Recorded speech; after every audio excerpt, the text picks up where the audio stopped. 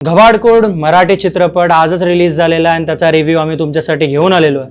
हा सिनेमा कोणत्या प्रेक्षकांसाठी आहे? जर तुम्हाला थ्रिलर सिनेमा आवडत असतील, भूताचे सिनेमा आवडत असतील, सायकोलॉजिकल काहीतरी आवडत असेल किंवा असं ज्याच्यामध्ये कल्ट प्रॅक्टिसेस असेल जसं जारण मध्ये होतं, तर हा सिनेमा नक्की तुमच्यासाठी आहे। हा सिनेमा का पाहावा? तर ह्याचे 4 सर्वात महत्त्वाची कारण म्हणजे ह्याच्या सिनेमॅटोग्राफीसाठी, ह्याच्या डिरेक्शनसाठी, ह्याच्या आर्ट डिझाईनसाठी आणि ह्याच्या साऊंड, VFX आणि लाइटिंगसाठी। सुरू करूया डिरेक्शन पासून।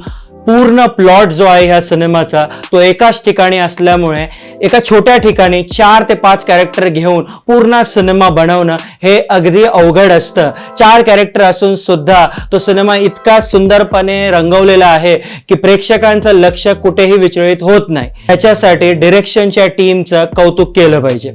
त्याचप्रमाणे जर आपण सेट डिझाईन बद्दल बोललो तर गणपती असो किंवा आपल्या इथे जेवढे फेस्टिवल्स असतात त्याच्यामध्ये आपण देखावे उभे करतो, तसाच एक फिक्शनल वर्ल्ड विहिरीच्या आतमध्ये निर्माण करणं हे खूप कठीण काम आहे। त्या कामासाठी एक आर्ट डिझाईनच्या टीमला, त्याचबरोबर VFX आणि लाइटिंग या तिन्ही टीमनी काम कसं केलेलं आहे तर समजून घ्यायचं असेल तर सेट डिझाईन जो केलेला आहे तो अक्षरशः असा वाटतो की कुठेतरी हा भुयारी मार्ग आहे, हे फिक्शनल वर्ल्ड आहे आणि ते वर्ल्ड खरंच हकीकत मध्ये आणण्यासाठी जो लाईटचा वापर केलाय, लाईट इथे 3 फॉर्मॅट मध्ये पडते। एक ब्लू टोन आहे, एक वॉर्म टोन आहे आणि एक नॅचरल टोन ठेवण्याचा प्रयत्न केला। तर जिथे तुमचा के टेम्परेचर खाली जातं तिथे कूल टेम्परेचर, हे तिन्ही जेव्हा ब्लेंड करतात तुमचा फोरग्राऊंड, बॅकग्राऊंड आणि मिड ग्राउंड मध्ये एक फार उत्तम सिनेमॅटिक एक्सपिरियन्स तुम्हाला थिएटरच्या आतमध्ये मिळतो। जर आपण या सिनेमाच्या साऊंड बद्दल बोललो तर साऊंड एवढा तोडीचा आहे की ट्रेलर मध्ये आपण पाहू शकतो एक शॉट आहे जिथे मेन कॅरेक्टर जे आहे ते अगदी कानावरती हात ठेवतंय।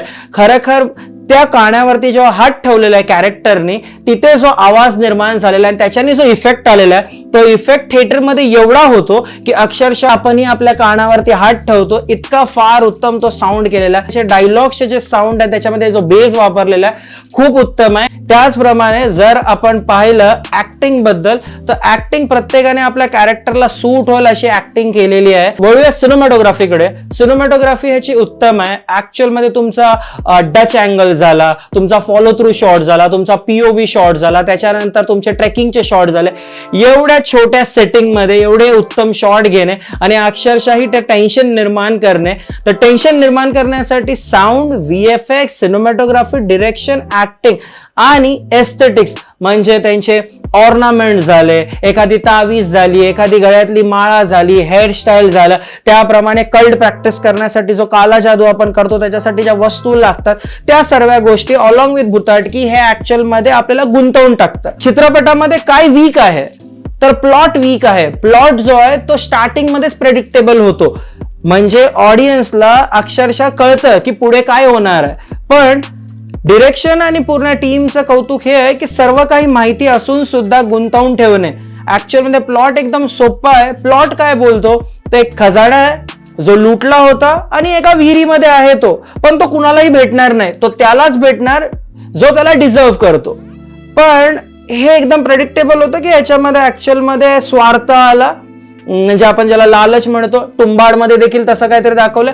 लालच मध्ये माणूस येऊन काय करू शकतो ह्या सर्व गोष्टीचा ब्लेंड करून ह्याचा प्लॉट झालेला आहे। तर तो प्लॉट अक्षरशः प्रेडिक्टेबल आहे ट्रेलर मध्ये पण पाहण्यासारखं काय असेल तर व्हिज्युअल्स पाहण्यासारखे आहेत, सिम्बॉलिझम जो वापरलाय तो पाहण्यासारखा आहे, त्यानंतर ऍक्टिंग पाहण्यासारखी, एस्थेटिक पाहण्यासारखे, डिरेक्शन पाहण्यासारखं, लाइटिंग पाहण्यासारखे, साऊंड, VFX ला तोडच नाहीये।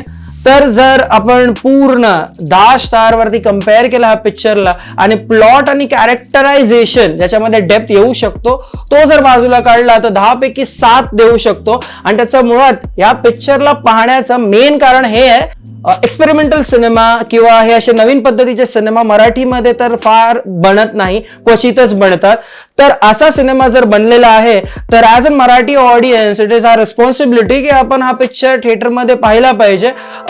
लाईफ टाईम एक्सपिरियन्स देऊन जातो आणि मल्टीवर्स असल्यामुळे कदाचित प्लॉट आणि कॅरेक्टरायझेशन वरती जिथे मी बोलतोय त्याचं उदाहरण किंवा त्याचं एक्सप्लेनेशन पुढे असू शकतं वेगळ्या पार्ट मध्ये, पण सध्यासाठी 2च वीक पॉइंट आहेत आणि त्याच्यामध्ये सर्वात इम्पॉर्टंट म्हणजे प्लॉट।